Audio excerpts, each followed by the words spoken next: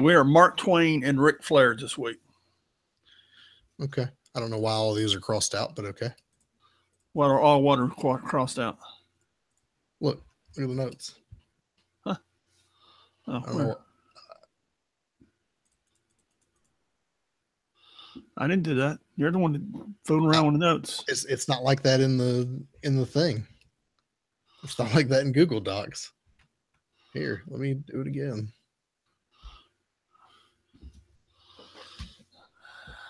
Oh, do you have all of those highlighted? No? Okay. You got something highlighted. I don't have anything highlighted. I haven't touched the notes in the last, 30 minutes. Huh, did it again. Okay, well, I don't know what that's about. It'll do. Sure, it'll work fine. Yeah. Are the ones that are crossed out the ones we're not talking about? No. These Okay, are fine. only the ones we're talking about. The ones that are crossed out. No. Oh my God. I don't know. Okay, what are we talking about? Here, hang on.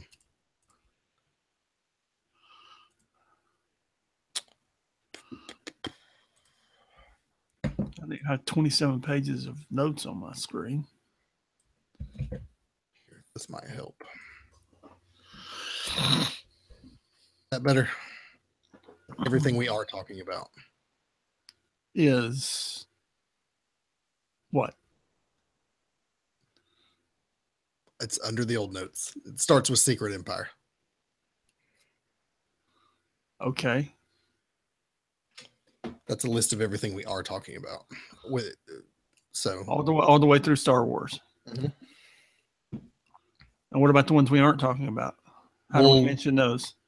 At the end, we'll just say, "Hey, here's what else came out. We did read them or didn't," and yeah, they existed. Okay. And where's that list at? I didn't create that list. I figure we can look through the old list, see what we didn't hit, or I can do that list if you want me to. Well, I can make that happen. Hang on. I don't need it on this page. It's just, one of us just needs to know where it is and not have to bumble our way through it. Although we're good at bumbling and stumbling our way through things. I'm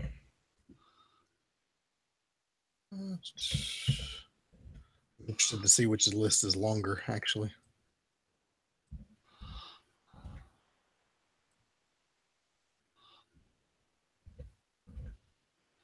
More than capable of bumbling and stumbling our way through things.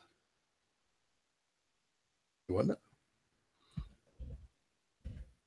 Dude, did you read Hawkeye #4? No. There's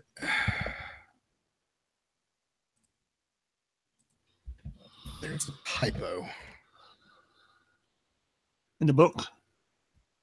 Yes. Does it irritate you? Yes. That's what they have copy editors are for. I was going to say, do they have editors anymore? Apparently not.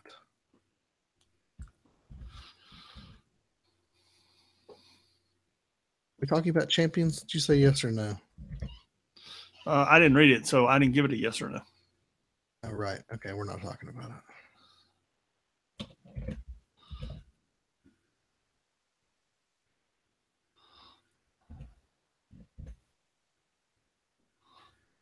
Pretty sure you had you doing Star Wars this week. We did, and it got changed because I don't do Star Wars books. Are you too good to do a Star Wars book, are you? No, because I haven't read the last 7 issues. Okay. Or 8 or 9 or 10 or I don't know. You hadn't missed a whole lot, I'll be honest. Actually, I would like to. I'd like to sit down and go back and read them all.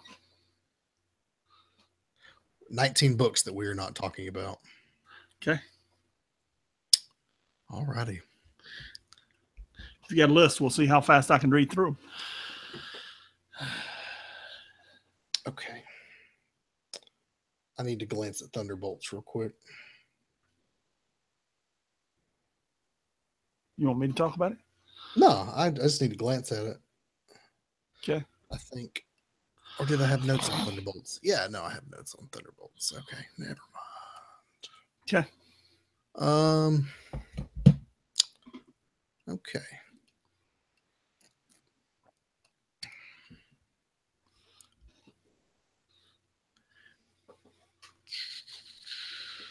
You familiar with Mark Twain's quote of not being dead yet? Yeah. Okay, good. Reports of my demise or something. Yes. Yeah. Greatly exaggerated. Yeah, that's actually a misquote, but that's what we're going with. Yeah, it's, I got in the ballpark, man. Yeah. No, I mean, that exact quote is a misquote. That's that's what everybody says, but it's a misquote. But anyway. Oh, it's like Luke, I am your father. Yes. Okay. What do they call those now? I don't know. They call them it's called the Mandela effect, because for some reason everybody thought Nelson Mandela died in 1993 and he didn't. And I always knew that, but I guess other people didn't. I don't know. Yeah. He died very recently. Okay. All right. I am ready when you are. Actually, hang on. 1, 2.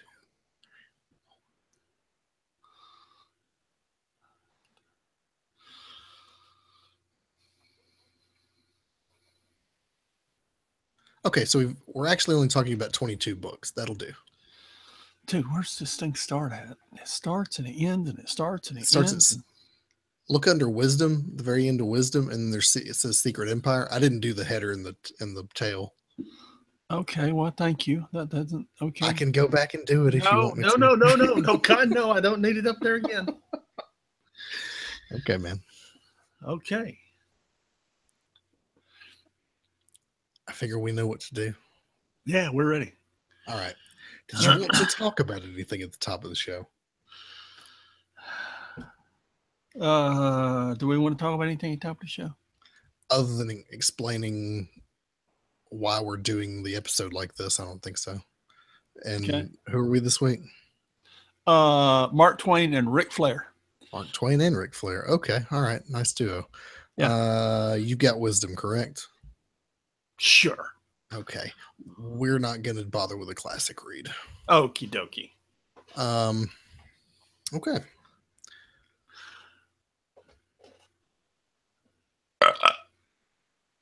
You realize you're doing Captain America Thunderbolts, and then I'm not doing anything until Spider-Man, right? Who's doing Thunderbolts? I am. I'm doing Captain America. You're doing Thunderbolts. Yeah. Monsters Unleashed is you. Champions is you. They're both getting brief mentions. We'll deal. Yeah. Yeah. Okay. Neither one of those is long. No. Okay. Get this out of the way. Yeah. All right. Ready? Yeah. 3, 2, 1.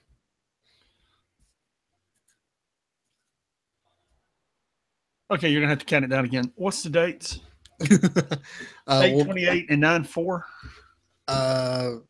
Yeah. 8/24 and 9/4. No, yeah, 8/24 and 9/4. 8/28 and 9/4. Dude. 8/28 and 9/4.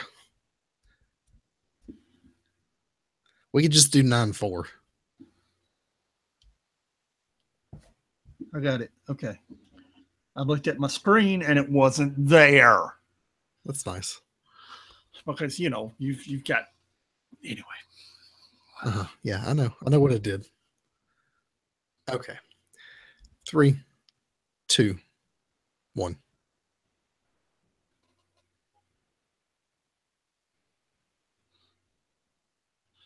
What is up? This is the 6 Month Behind podcast for the week of 9/4/17, and I don't know, maybe another week thrown in for good measure.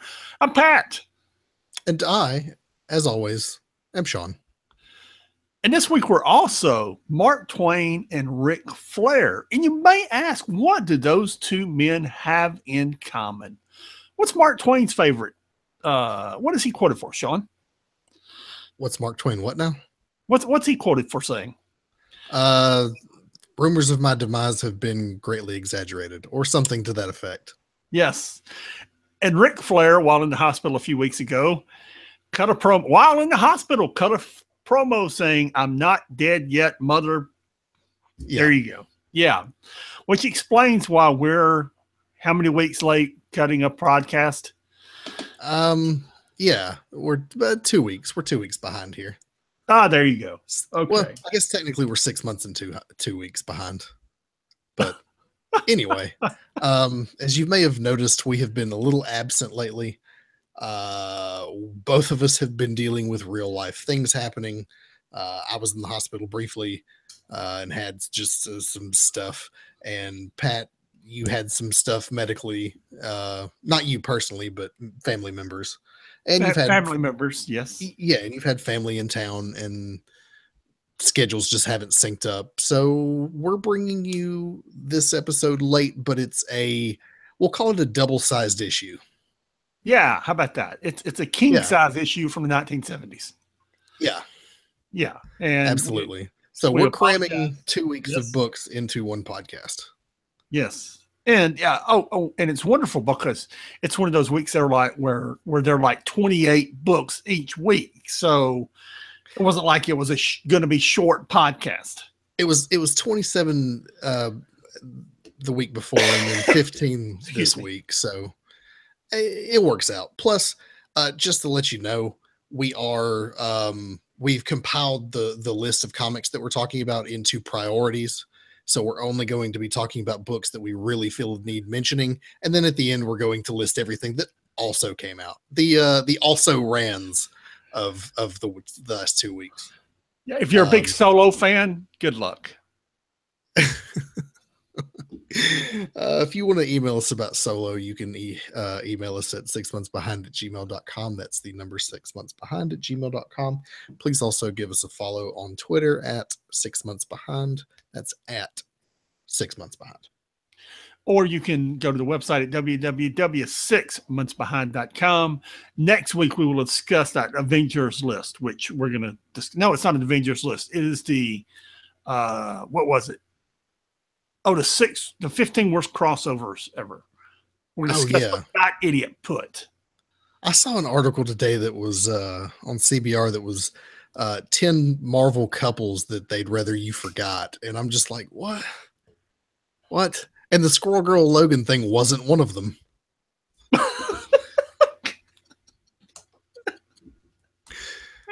Oh, these people, man.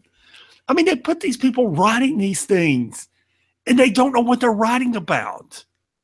I mean, it's clickbait, man. It's just what it is. I mean, it's like they get somebody who's been reading comics for 18 months and say, here, write this story. And he goes to Wikipedia and just finds something and throws it on there with a headline and just doesn't know what he's writing about. And I'd rather you didn't even write the friggin' article. Yeah, it's called clickbait. They do it so that you'll click on the article and then you're like, this sucks. This is crappy journalism. This is not what I want. But they get traffic to their site and sell ads. So I guess, man. Yeah, I guess. Anyway, we also are going to talk about spoilers on this show. So if you don't want to be spoiled, you'll have to tune out now. I assume you've had everything read for a while now, as you've had plenty of time. And yeah, come back when you're done. Yeah, come back when Secret Empire's over. Yeah. I read a review of number 9, I guess it was. Why? It didn't mention spoilers. It was a spoiler-free review, which is why I read it. It was basically just the dude's impression of the book, and he was like, "It's a cool story, but holy crap, they just kick you in the balls with fascism for 9 issues." That's not true. I'll find out. I don't know. So, you know. Here's the thing, and we were going to talk about this anyway, and Steve Rogers number 12 is our first book, so, you know, we're just segueing into it. Right. It's a great story. And if I haven't said this before, or I said it last time, I'm going to say it again. The book to read here is Deadpool. Because when all this is said and done and all this is over, the character in the book, besides Steve Rogers, that has the biggest impact when all this is done is Deadpool. So that's the first thing I want you to know. Secondly, yes, it's about fascism. Fascism, yes, it is. But there's so many stories being told here. There's so many characters being developed. There's so much happening, and they're using fascism as a tool to do it. It's the thing for them to butt up against and prove themselves heroes. And I understand that, but it still just rankles me. You know, I understand. I mean, but when they started writing this, there's a. I really hope. Here's something I hope to give our listeners, and I've wanted to do this with when Secret War was coming out. We were just starting the podcast. When Civil War came out, I wanted to do it, but the website wasn't really where I needed it to be. I was going from I was changing over to WordPress versions, and this is the first time I've really been able to do this. So what I'm going to do is, and this is something we miss being 6 months behind. This is already going to be we're trying not to make this 2-hour podcast, but whatever. Because we're 6 months behind, we miss all of the information that comes out with the comic book. So with Secret Empire, every week when it comes out, I'm going to take the stories and the videos that came out with it, because I've captured them as they came out each week, and I'm going to post them on the website. And there's a couple of really good ones. There's one that ABC and Marvel did, because essentially they're the same thing.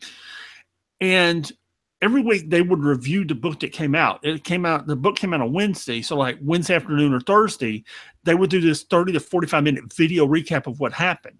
And they would get like Nick Spencer and Tom Briefport and Alex Alonso and sit down and talk about the issue and some of the other issues that came out that week.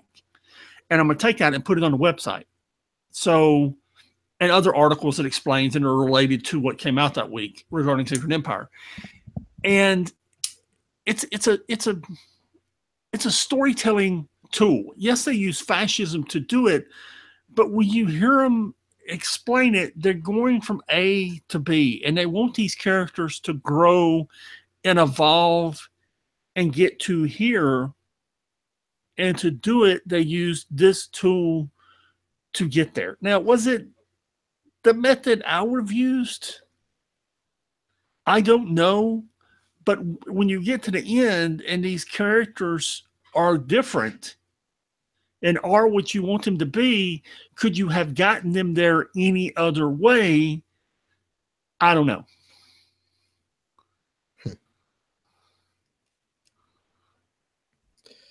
I mean, I trust your judgment. I do. And others, I've heard others say similar things, particularly that article that you sent me a couple weeks ago.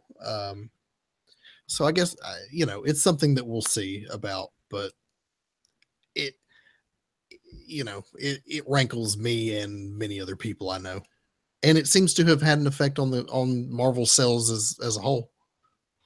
Now, there's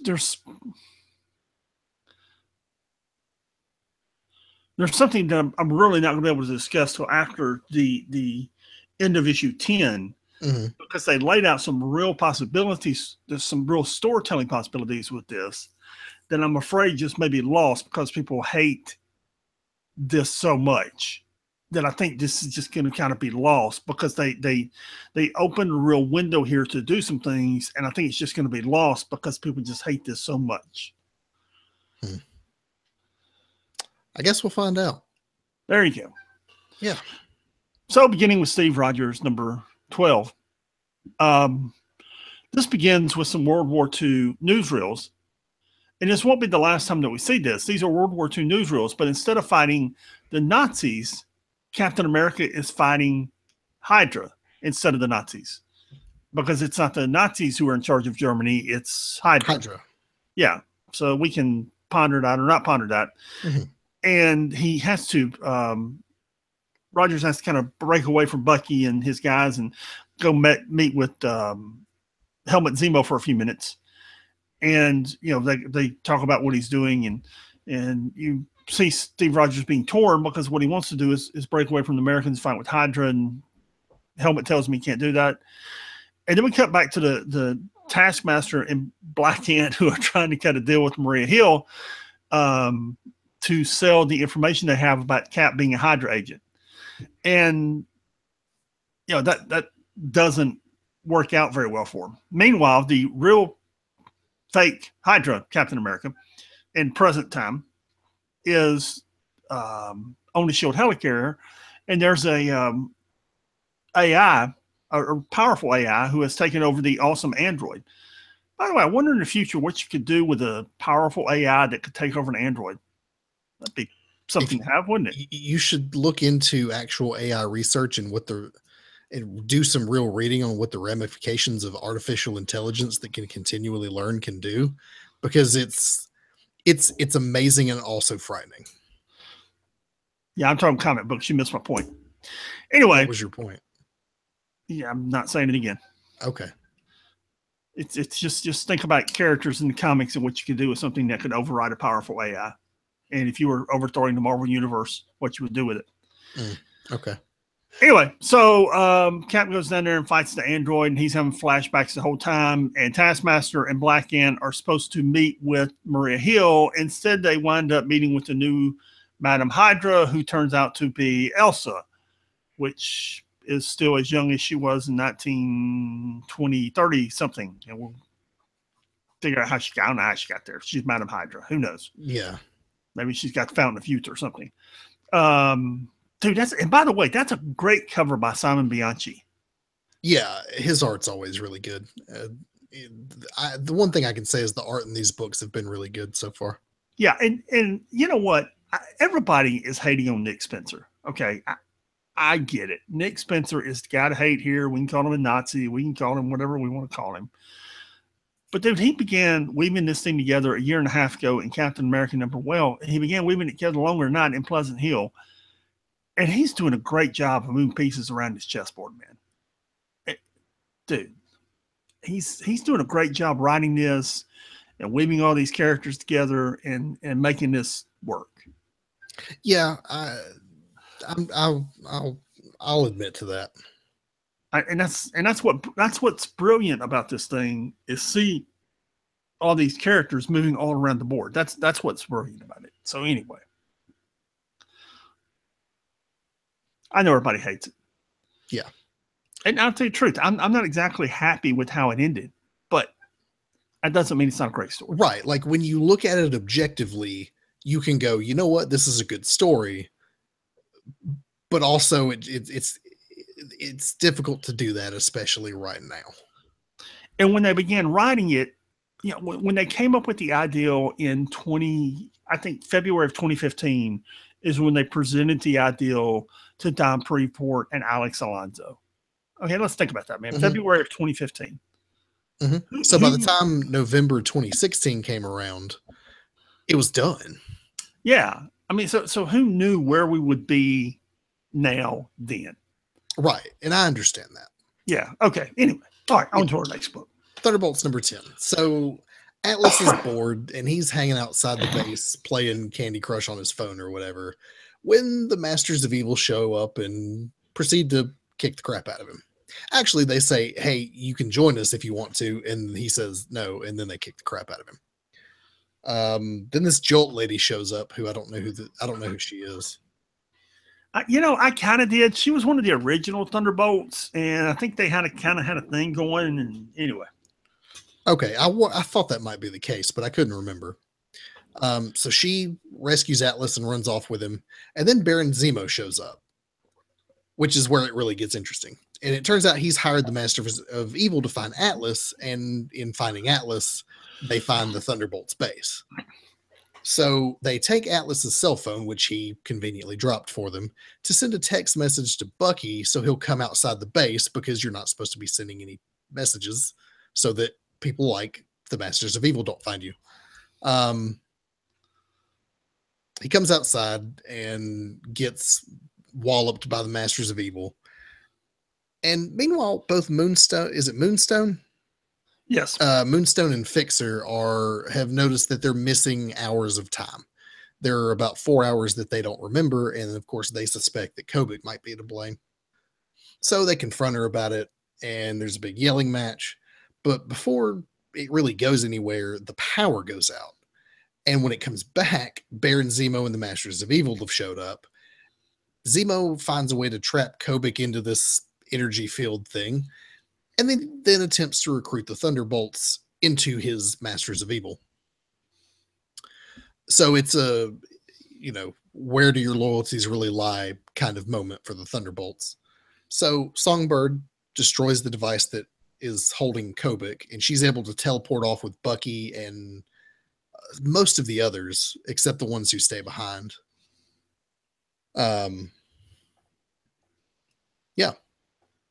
Yeah, there you go. Yeah, I wasn't sure this was going anywhere for a minute, and then Baron Zemo showed up, and I was like, oh, there he is. Yeah, good issue. Yeah, it was pretty good. Yeah. Moving on to IVX, we had Avengers or Inhumans versus X-Men. Yeah. The X-Men started out strong in this fight, and I think the battle is turning against them. And since there's only one issue left, it's definitely turning against them. This, by the way, before I get into this has one of my favorite scenes, panels that I've read in a long, long time, which Forge is drawing how the Terrigen Eater works on the ground. Mm-hmm. And explaining it to ISO, and Luna is sitting there watching him, and Luna just erases it off the ground, and Forge starts yelling at her, explaining to her that she's a child and she can never understand such things.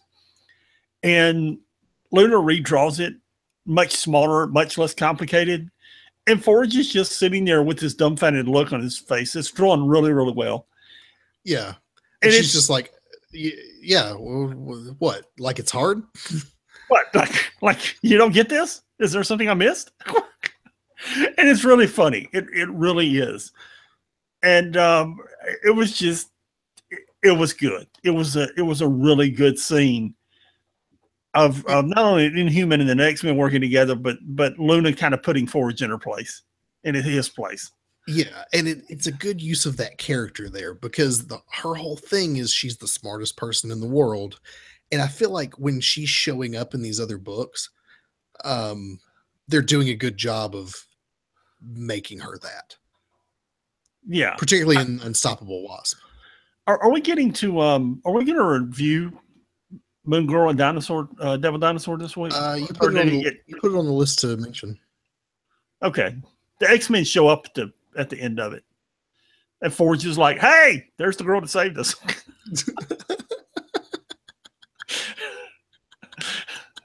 It's pretty funny. That's great. That's how he introduces her. Forge. I hope her and Forge become friends. That's how he introduces her to everybody else. She's my hero. So anyway, Karnak is fighting Jean Grey and Phantom X in the world, and Karnak, of course, wins because he's Karnak. I love Karnak, man. I can't get enough of Karnak. I hate that Warren Ellis book shipped so late and didn't, just didn't work because of shipping delays. I just think he's the coolest thing. Mm-hmm. And then he finds a drug lockjaw. And then we go to X-Haven, where the Royal family is fighting Colossus. And finally, Medusa just turns to, the dude with the hoofs, and says, you handle Colossus, I'm going to go free Black Bolt. And they just start brawling. And Medusa and Havoc have an exchange. And Havoc finally just says, here, free him. I'm not going to die over it. Excuse me. You take Black Bolt. It's all good. Then Synapse finds Karnak and Lockjaw. And it's pretty funny because Karnak's just sitting there hanging out. Just, hey, how you doing? I was sitting here meditating, trying to free Lockjaw, but if you can do it quicker, I'll be fine. Um, then all the Inhumans regroup in the Philippines. The X-Men are fighting the young Inhumans in Iceland, which at this point include some of the X-Men Yes. because the X-Men, the Inhumans, and the Champions have all joined up. And then Magneto becomes Magneto and just says, "Hey, I'm going to put an end to this mess." Yeah. Yeah. And that's how number 5 ends. And I think number 6 is our final issue. Yeah. I've enjoyed this series. It's a fun little, it's not little at all. It's huge. But it's a good way to do, a few years ago, this would have been a 12-issue event that crossed over everything, every single title.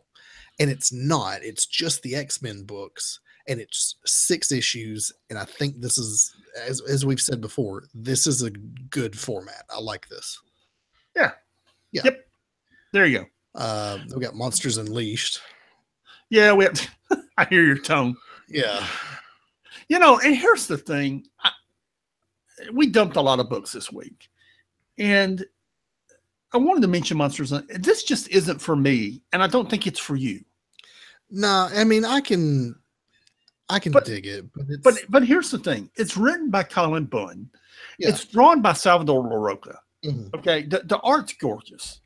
Okay, I mean, dude, it's Salvador Larroca. Yeah. So the art's gorgeous. The color is great. The story isn't bad. Okay, you got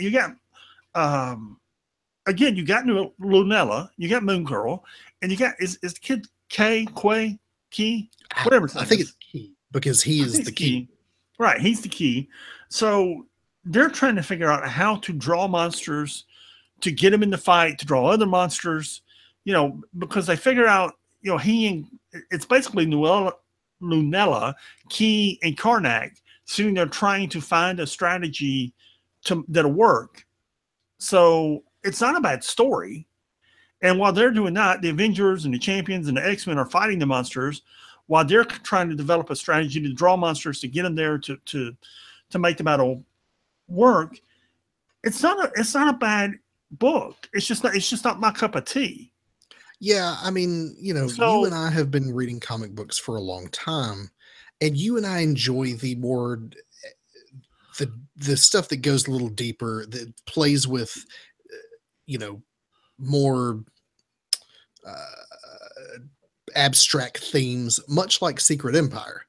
Right. That is a story that you and I would prefer, or like Secret Wars, over something that's just the heroes beating stuff up. Yeah, but that doesn't mean this isn't a great book. I think it's very good. Yeah, exactly. That's how I feel about it too. It's good. It's a good book, but it's just not my cup of tea. Right. It's just not for me. And that's why I wanted to mention it this week, because, dude, as I was reading it, Colin Bunn and particularly Salvador Larroca, man, and whoever's doing the color on this thing is just doing a magnificent job. It's just not my cup of tea. Right. So then you come to Champions 1.1. Out of all these 0.1 books, most of them have been complete throwaways. Did you read this Champions book? I skimmed it. This was actually entertaining. This may be the only one of these Monsters 0.1 books that have been entertaining, because the Champions wind up fighting the freelancers. And I think we're going to see the freelancers again. I think they show up in the Secret Empire books. And I thought they showed up somewhere else already. But anyway, I think they basically become the Champions' nemesis in the future.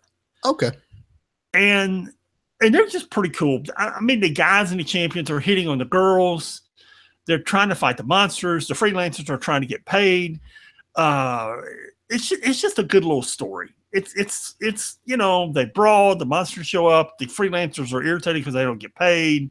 There's humor, there are fights.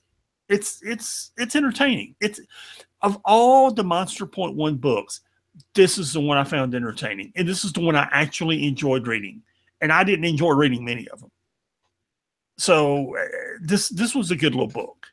It was actually worth reading. It was actually fun, which cannot be said for almost any of these books. Yeah, the 0.1 books. Even going back to that Spider-Man book, 0.1 book from a couple months ago, even it seems like the point ones are never any good. No, They're always but just side stories just to sell a book. But this one actually was good, and I really enjoyed those characters that are in the freelancers. And this was a good book. This was good and entertaining, and it was really well done. That's good, and I'm glad because I like the champions. I like the concept of the champions, and I want to see them do well. Yeah. Moving on to Clone Conspiracy, we have Amazing Spider-Man number 24. So this particular issue is pretty much the direct aftermath of all the Clone Conspiracy stuff. So we kind of have a lot happening here. You got the original Miles Warren finding out that he is in fact the original because all the other clones around him melted. So he finally figures that out, and he decides to take up the mantle of the Jackal once again. And we'll see in a minute. We also find out what happened between Ben and Otto Octavius during their fight. Turns out Otto transferred his mind into the body of a prototype clone that wasn't affected by the carrion disease. Ben basically takes a whole bottle of the stabilization pills and runs off to his house and happens to find Miles Warren waiting on him. So they exchange some words and duke it out, and the house burns down with Miles inside it while Ben manages to escape. And it's not the last we've seen of Ben Reilly. I don't think it's the last we've seen of Miles.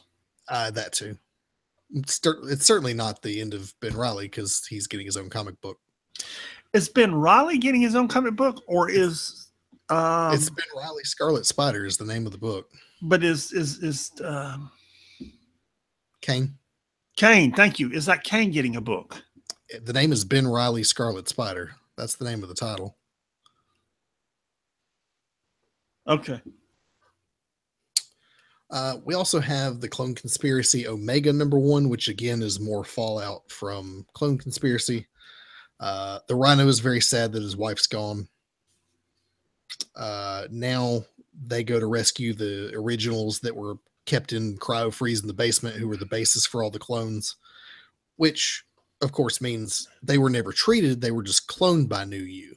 So all those people who are now being thawed out of cryostasis they still have the problems that they had to make them go through the New You process, most of which were life-threatening diseases or conditions. So Spider-Man has to explain to the families of these people again that their loved one's going to die again. And that, oh, by the way, the one you thought we had saved was actually just a clone. So that weighs pretty heavy on Peter Parker. He yells at Kane about it because Kane knew the whole time and didn't tell him. So also a few of the people have escaped, including the Lizard and his family. They were stabilized somehow and weren't affected, so they got away. No, they weren't stabilized. They became zombies, didn't they? No, he runs off with his family. Right, but at the end, they're zombies, and that. Well, they didn't disintegrate. I don't know what's up with them, but they didn't. Right, disintegrate. you're right. They didn't disintegrate. No. Yeah, they're still alive. Kane goes back to, or no, he decides to stay here. He lets Gwen go back to her world and tells her that she's awesome and thanks for the help. Peter Parker has a little conversation with the corpse of his Uncle Ben. Not that it's actually the corpse. It's, back earlier when they were going to resurrect him. It's him in it's like a coffin. And then the Rhino goes berserk because he can't deal with the idea of his wife being dead again. And Spider-Man has to deal with him. And then we see the Lizard in the basements of San Francisco, and he's turned his family into lizards, and that's how he saved them. So, yeah. And where did we get the Spider-Man Kingpin story at? That was in Omega, wasn't it? It's coming. Okay. There's 3 stories here. I'm sorry. So another one is Ben Reilly confronts the lady that was helping him run New You. Yeah, it was the scientist helping him run New You. Confronts her in a bar. basically tries to recruit her to whatever his next operation is going to be. And then you get the Kingpin story where Spider-Man shows up to Kingpin's place, beats the crap out of all of his goons, and then he says, you know, I've got information about Osborn, and Spider-Man's like, all right, what do you want to know? Or what do I need to do to get this information? My apologies. I thought you were winding down. No, but yeah, if you flip to the next page, it says next, Ben Reilly, Scarlet Spider #1. So I don't know what he's doing. So backing up an issue, Otto Octavius got into what? It was a prototype clone that was somehow unaffected by the prototype clone of what? It was another prototype clone that they'd been working on. It was a new U clone. Right, of Peter Parker, or I don't remember. Okay. I was just curious. I didn't know what the clone was of. I don't remember off the top of my head. It might have been Peter Parker. Do you know? I think it was another clone for Ben Reilly. I think it was Ben Reilly's next body. Oh. No, I think you're right. Now that I think about it, because that's what he was working on. It was him, because his body was imperfect too.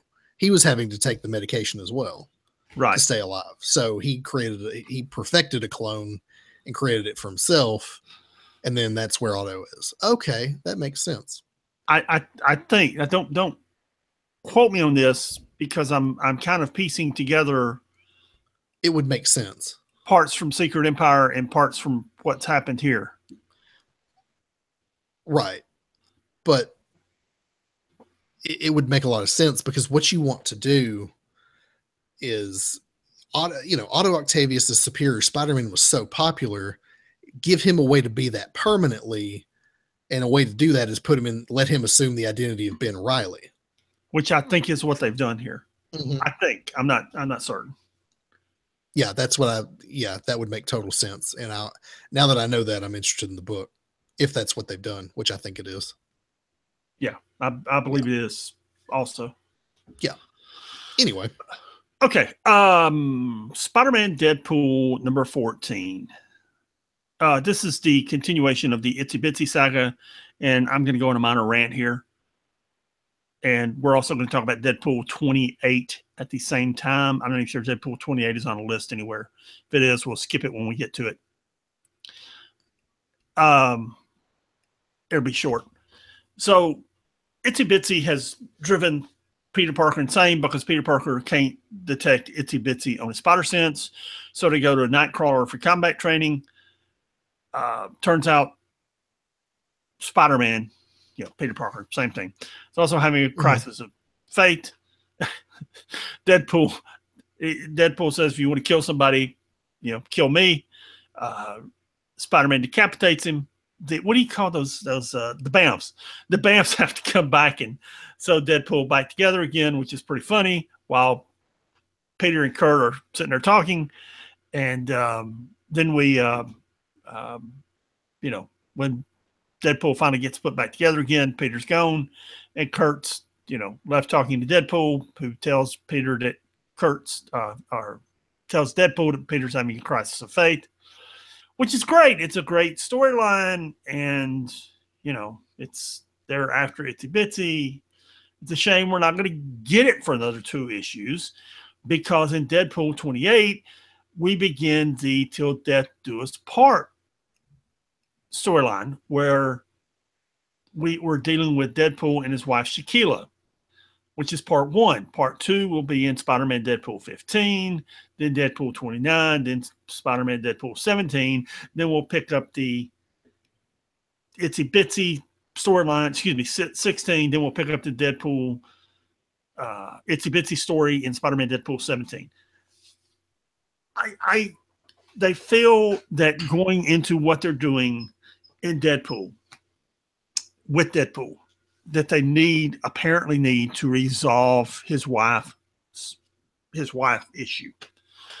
And they're doing major things with the character over there in Deadpool. So they want to resolve what they're doing with Shaquilla. I get that. Okay. I understand it, but you're interrupting two major stories. One in Deadpool, one in Spider-Man Deadpool 14 to do this. Okay. Let's just kill her off panel or something. Let's just say she moved away. He comes home. There's a note. Hey, I left you. I'm going back to hell, and see you later. Done. Yeah. Now you can move on. You've resolved the storyline, so now you can move on. Yeah. Why do we got to have 4 issues of this? I don't understand. Yeah. You can wrap that up in 2. Yeah. You could do it in 1. If you don't want it to feel forced, do it in 2. Yeah. I just, anyway. I feel you. Anyway, Uncanny Avengers number 20. I asked you a couple of weeks ago where Wong was, and Wong is in a Doctor Strange book doing something, right? Yeah, being possessed by Mr. Misery. Yeah. Okay, well, he's also over here in Avengers number 20 helping Deadpool, Spider-Man, and Dr. Voodoo fight the Red Skull in the Avengers. Yeah. And this is just there are books like Steve Rogers number 12 where you have a lot of dialogue and you're intricately laying parts for what's to come. Then there are books like Avengers number 20 where you're just shooting people up and chopping them up and it's just an all-out brawl. And that's Avengers number 20. And they've probably taken 18 issues to get to number 19 and 20 where it is an all-out brawl with the Red Skull. Maybe longer than that. But you maybe go all the way back to wherever the Red Skull stole his brain, wherever Uncanny Avengers started however many years ago that they've taken to get this far. So anyway, they're in an all-out brawl. Finally, Spider-Man throws Deadpool into Avengers Mansion, and Deadpool has the opportunity to shoot the Red Skull in the head, and for some reason hesitates, and then Rogue starts beating on him, and Rogue starts beating him down and down and down and down, and that's kind of where the issue ends. And I assume Cable is coming to save the day. Let's hope. Yes. Yeah. Then we have Avengers number 5, which is a continuation of this Kang War, which I'm really enjoying. Mark Waid's writing it. Fantastic art by Mike Del Mundo. Mike Del Mundo is doing the covers too, and they look really good. So they have a plan to defeat Kang, but instead they're suddenly visited by Vision from many centuries in the future and offered a better solution. The idea is that if Vision is an android and he can always replace broken parts, he can essentially live forever. He offers them a time tether, which is it's a device that stretches unbroken through all of history, and they can use that to send time bombs through the timeline and potentially destroy Kang's stronghold at the end of time, so that he will be crippled and it will destroy him through. It'll have a ripple effect, causing him to fade from the timeline entirely. So they use this, but are also going to recruit Avengers from other timelines. Not other timelines, but other periods in time.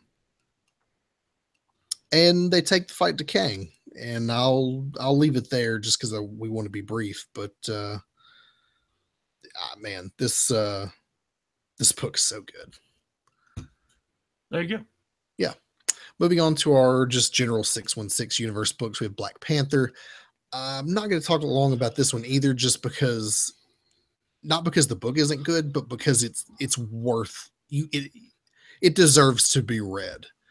It's the culmination of all of the conflicts that have been going on in Black Panther. It's the actual fight for the city of Wakanda, and the things that happen in that book and what they're going to lead to are worth your time. There you go. Yeah. That brings us to Deadpool to Duck number 4. How did this set up on the list? Here's how. Number 1, the art's good and the color's good. Number 2, I don't hate it. Okay. That's how it went up on the list. I don't hate it. I thought maybe it got there on the merits of its art alone, but well, it could be. It actually could be there on the merits of its art alone. Yeah, it could actually, but I just don't hate it, and that's how it's there. I mean, Howard and Deadpool are fighting over Howard's body. Howard saves Rocket. Once Rocket wakes up from his rabies, he just starts randomly shooting everybody. They finally have to. It's Howard who's finally back in charge of the Howard Deadpool body. So Howard has to tell him which group of agents, between the Roxxon agents and the SHIELD agents, Howard finally has to direct Rocket which group of people to shoot. So Rocket finally starts shooting the right people, and then we go on to the next issue. It's entertaining. It is. It's not Secret Empire, but it's entertaining. Okay. All right. I might dip my toe into it. What? Don't bother. Okay, I'll skim it for the art. Yeah, the art's great. I feel like it's being wasted on Deadpool the Duck because, no joke, that art is really good. It's some of the best art that they're doing, and it's being wasted on that character. Yeah, why isn't it being used on Silk? Yeah, or any other. You could even put it in Squirrel Girl. Dude, anywhere. Yeah. Anyway, we also had Elektra number 1, which I didn't realize she was getting her own solo book, but I guess she was. So we find Elektra sitting in a bar in Vegas. She's wearing a blonde wig, drinking at a bar, wandering around aimlessly. She's kind of, I guess, is she alive again, or she been alive and she's just kind of meandering and doesn't know what she wants to do? I don't know. She's feeling nomadic. No, she's been alive. Has she? Okay. Yeah, because she was in the Thunderbolts. Well, yeah, and then she was in 2099 a while back. She was in 2099. She was in the Thunderbolts. She's been alive. Yeah, she was in. She beat the crap out of Matt Murdock, and then we thought they had a kid, and then we didn't pick up that storyline again. No, they didn't have a kid, or did they? I don't remember. Anyway, I don't know. Elektra's in Vegas, and then our old pal Arcade shows up, who keeps showing up. Have you noticed this? He's showing up in all the books suddenly. He's a fun character to play with. I just feel like he's everywhere all the time. Anyway, he's running all kinds of these games in Vegas and taking advantage of those who he sees as lesser than him, much like the bartender that Elektra has somewhat befriended while she was sitting at the bar. So Elektra decides it's time for her to do something about it and just cue a flurry of daggers and stabbing and killing, a bunch of dumb-looking goons. It was a decent first issue. Yeah, there you go. Yeah. We also had infamous Iron Man number 5. So Ben wakes up on the SHIELD helicarrier where he's debriefed by Maria Hill, and we find out exactly what happened between him and Dr. O'Mara again, and she's just absolutely had enough. She really flies off the handle when Dr. Doom shows up immediately after Shields leaves. Like, what happens is Shield comes in and she's just like, you know what? I just want to live my life like before Tony Stark, before Victor Von Doom, and before Shield was busting in my door every other day. I just want to go back to my lab and do my research. Can you please just leave me alone? I don't know anything about Victor Von Doom. Go away. So as soon as they're satisfied with that answer and leave, Doom shows up. And they have a discussion regarding his mother, even though she has utter contempt for the man at this point. And she just tells Doom, look, man, I can't help you. And I don't know why you keep coming to me, but please leave me alone. and I'm not sure he got it this time. I'm still not sure. And it's getting creepy. Like it's getting a sort of like the guy who just doesn't understand that the girl at the end of the bar isn't interested. You know what I mean? Yeah. Yeah. Meanwhile, they're being watched by Dr. Doom's mother and Reed Richards. Yeah, Reed Yes. Richards, who I assume this might be the maker. This might be some other Reed Richards. I don't know who this is, but that was definitely not who I expected to show up at the end of this issue. You know, I accidentally read, well, I didn't accidentally do it. I read an article, a review on CBR of like issue 10, which came out last week. Yeah. And this is going to get really good. I figured it might. Yeah. So that brings us to Moon Girl. I was like, oh, I'm up next. This brings us to Moon Girl and Devil Dinosaur number 16, which wasn't that great, but it just kind of deserved a mention because Moon Girl wakes up in Doctor Strange's Centaurium. Is that correct? Yeah. Sanctum Sanctorum. Yeah. Centaurium. Yeah. And she just doesn't believe in magic. And basically the whole issue is her trying to convince herself that magic isn't real. And of course it is. And it's pretty funny. She fights the mysterious Doctor Doom again. And it's obviously not Doctor Doom, but she can't figure out what it is. Yeah. And Doctor Strange helps her. And it's just, it's pretty funny. It's just, it really is. It's, I'm gonna have to go back and read this now because I didn't get around to it. And knowing that it's a Doctor Strange team up is it's a Doctor Strange team up, and it's really good. And Doctor Strange keeps trying to explain to her, look, just accept it. Just accept it. It's magic. And it's, yeah, because he used to be like her. He was all about, what was real and magic wasn't it. And he just had to, he was the science guy for a long time. Right. And he was like, yeah, I'm really a doctor. I've got an MD. She's like, that doesn't make you a doctor. There's great lines in it. And at the end, the last page, the X-Men show up, and it's a good book. And that's why I wanted to mention it, because it's really entertaining. Okay, cool. Yeah. We also had Mosaic number 5. So he's taken over Spider-Man's body, and with Spider-Man's body, he's going to go confront his father and this brand corporation, as he's found out they've all pretty much betrayed him and sold him for a price without him really knowing it. So he's pretty pissed. And it's him confronting his dad and the brand corporation, and then it's the aftermath of that, which is he just kind of runs off on his own, and he's got to figure out what he's going to do now. Yeah, there you go. Yeah, it was good. I like this character. Good. Yeah. We also have Scarlet Witch number 15. So Wanda is called in by a family to exorcise a demon from their young child. And as it turns out, the demon isn't actually a demon, but another magic wielder who's attempting to tap into the boy's magical ancestry. Turns out his great-grandfather or something was some famous witch or warlock in Puerto Rico or whatever.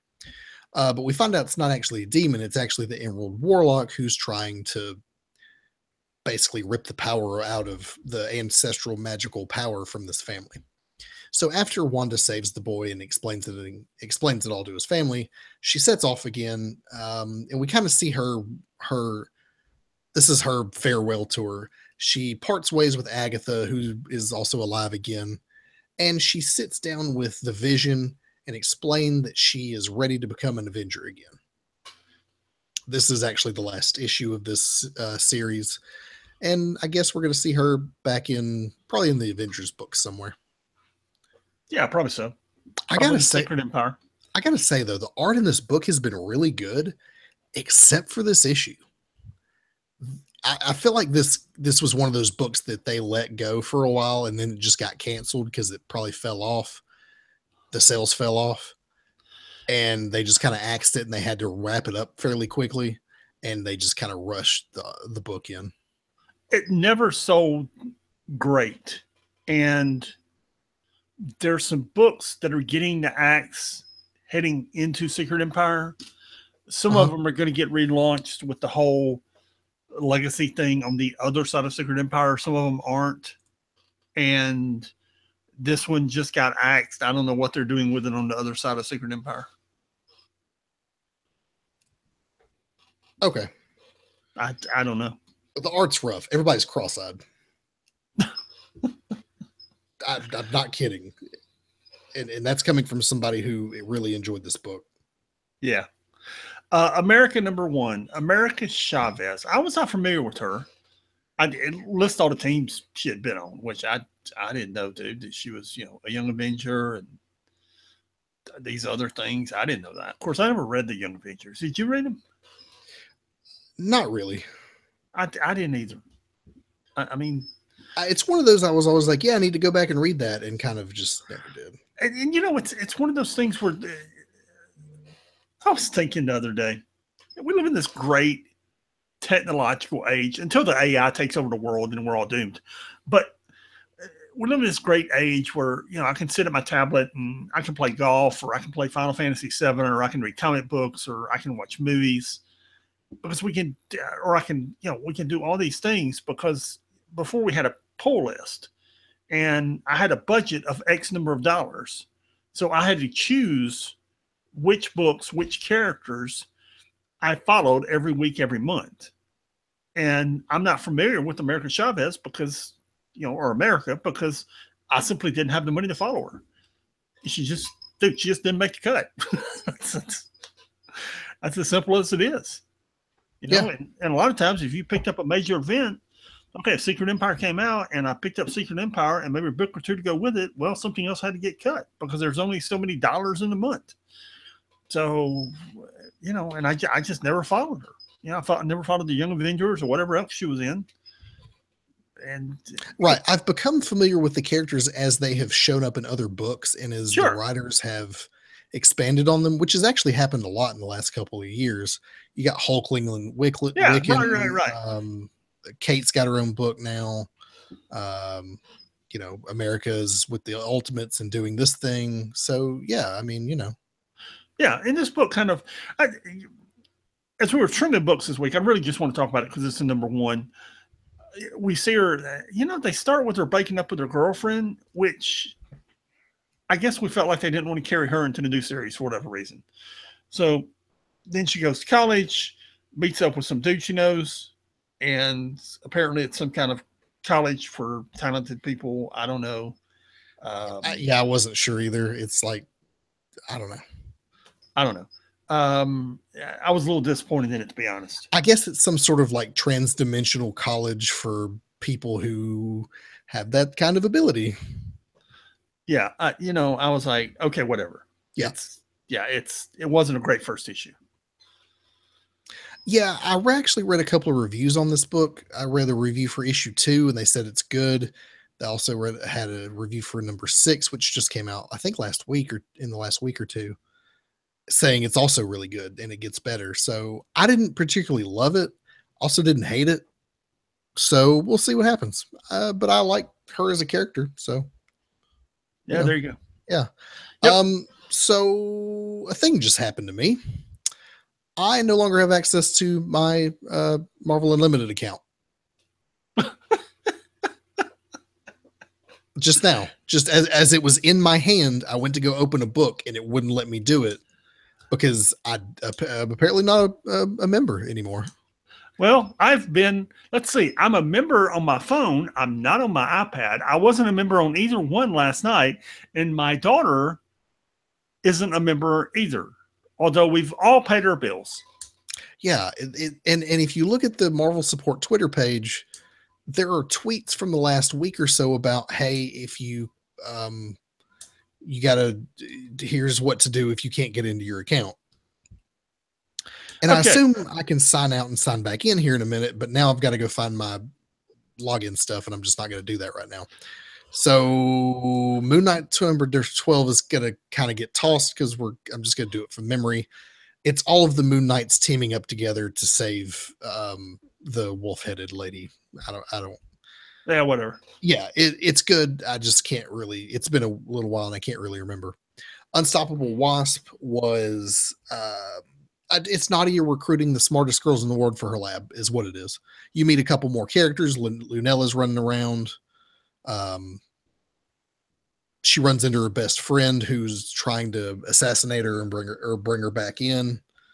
Because she, remember she escaped the red room or whatever. That's, I'm sure, going to come back and be a problem. Janet's upset with Nadia because she didn't go meet Matt Murdock to become a legal citizen. And there's actually a really funny exchange between Janet. At some point, she's talking to Nadia, and Janet and Nadia are on the phone. And Janet's just like, hand the phone to Jarvis. And you only get one side you only get Jarvis's side of the conversation, but it's just, yes, ma'am. Yes, ma'am. I think so as well. Yes, ma'am. It's important to me too. That sounds unpleasant, ma'am. Yes, ma'am. I'll do it. It's just, that she's like, listen, we go back a long way. This is a very important thing. If you don't get it done, I'm going to destroy you. If you don't get her to this meeting, I'll kill you. Oh, that's funny. Yeah. I'm really enjoying this Unstoppable Wasp book. And Star Wars number 29, which is you, even though it has my name by it.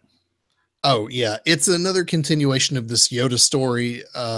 He communes with the mountain, and the mountain talks back. And they continue the war with the children and the rock throwers, and it's whatever. This Yoda story has been a little weird.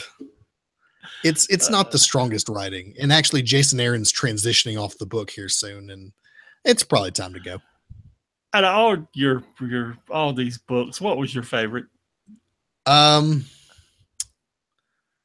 that Avengers book. I don't even know, man. We read so many books, dude. There's been so many. Because there's other stuff we just didn't get to, which I'll name that list off here in a minute. Well, go ahead and run that list down. All right. So here's all the books we didn't talk about. These are the also published the last 2 weeks. Extraordinary X-Men number 19, which involves a sword and Illyana being stuck in her own sword. Totally Awesome Hulk 1.1, which is the Monsters Unleashed tie-in. Prowler number 5. Spider-Gwen number 17. It was a really good book. The reason we didn't mention it is because it's just a continuation of that story with her and Miles. If you're enjoying that, read it. If not, skip it. Silk number 18, also a really good book. At least I thought it was pretty good. It's basically you're in between stories. So it's after Clone Conspiracy and you're moving into some new territory here. But I think it sets up some good storytelling to come. Spider-Man 29/920 number 21. I don't even remember what's going on in that book anymore.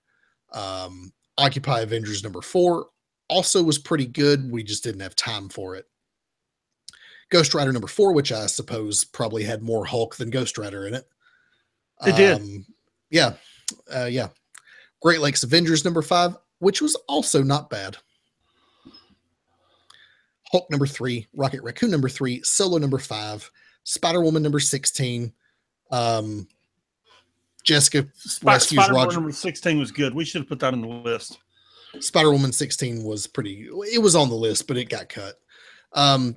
Jessica saves Roger from the Hobgoblin and they kiss a lot. Thanos number 4, Captain Marvel number 2, which I actually didn't enjoy at all.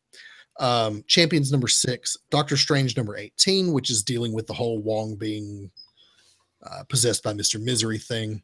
Hawkeye number 4, which wasn't terrible, but also has a typo in it. So it loses points for that. And Bullseye number 2, which is just another continuation of that story. So that's like 18 books that we just didn't even mention. IVX number 5 is my favorite. Okay, yeah, that's a top contender for sure. Yeah. Yeah, there you go. Yeah, we don't have classic. Well, the dump this week is the it's a bunch of Wolverine books. Yeah, it was a bunch of Wolverine books. Go read those if you want to, because they're pretty good. If you want to get in touch with us, you can email us at 6monthsbehind@gmail.com. That's the number 6monthsbehind@gmail.com. Follow us on Twitter at 6monthsbehind. That's at the number 6monthsbehind. And you can visit our website, www.6monthsbehind.com. And before we get out of here, Pat, as usual, do you have any wisdom to bestow upon us? I lost it. Yeah, I feel that way sometimes too. Oh, that wasn't the wisdom. No. Oh. Dude, it was here on the screen and now it's gone. Well, you know, oh, there it is. If only my teeth were as white as my legs. But I also have never do the same thing twice unless she's hot. But no, wait, I didn't say that out loud. Wait, I'm sorry, we're not supposed to say that sort of thing. Anyway, my pastor might be listening. We'll see you guys next week. Peace.